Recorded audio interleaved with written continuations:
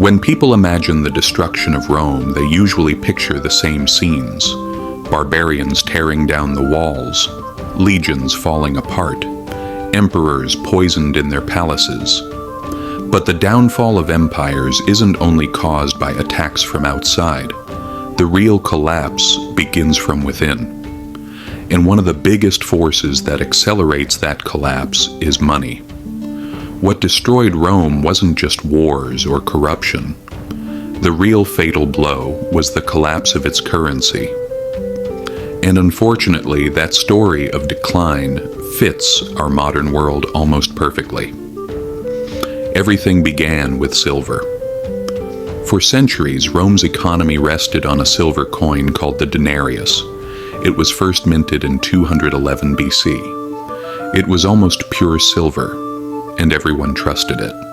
Soldiers were paid with it, merchants demanded it, and society stored its wealth in it.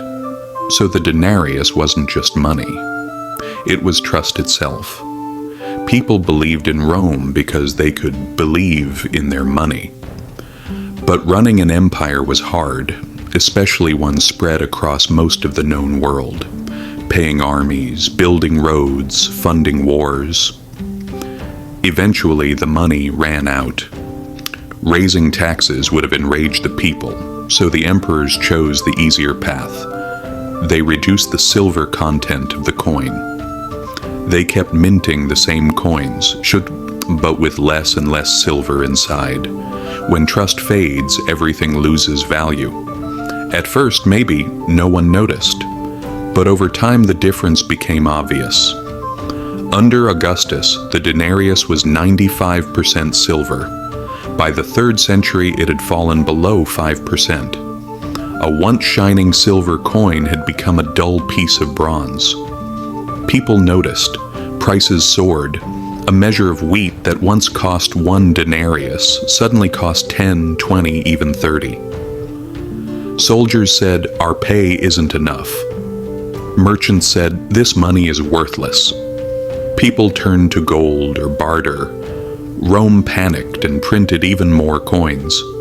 But the more it minted, the less each coin was worth. It was a perfect vicious cycle. Emperors came and went. The wounds of money remained. By the 3rd century, Rome had plunged into total chaos. Wars, plagues, uprisings. Emperors rose and fell within months, often killed by their own guards. But behind it all, the real issue remained. Money no longer worked. Farmers who couldn't pay taxes abandoned their land. Trade collapsed. The government tried to fix prices. It didn't work. Emperor Diocletian even issued a law saying, "Prices for all goods will be fixed. Anyone who disobeyed could be executed." And what happened? The black market exploded because no one wanted to trade real goods for worthless coins. Eventually, Rome scrapped the denarius entirely. Constantine introduced a new gold coin, the solidus. It was made of real gold, but by then it was too late. Rome's heart had already died. The real collapse comes from within. Rome's story tells us something simple. When an empire tries to cheat its own currency, it ends up cheating its own people. A coin that looks the same but holds less value. That's a silent theft. Rome said, "Who will notice if we use a little less silver?" Today's governments say, "What's the harm in printing a little more money?" But the result is always the same: inflation, loss of trust, collapse. History doesn't repeat, but it warns. Rome was only the first example. The same story played out again in 20th century Germany. After World War I, Germany printed money to pay its debts. By 1923, a loaf of bread cost 200 billion marks. People carried their wages home in wheelbarrows. The elderly lost their savings.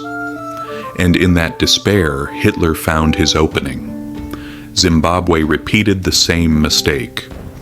In the 2000s, the government tried to cover its debts by printing money. The result: By 2008, inflation reached 89.7 sextillion% per year.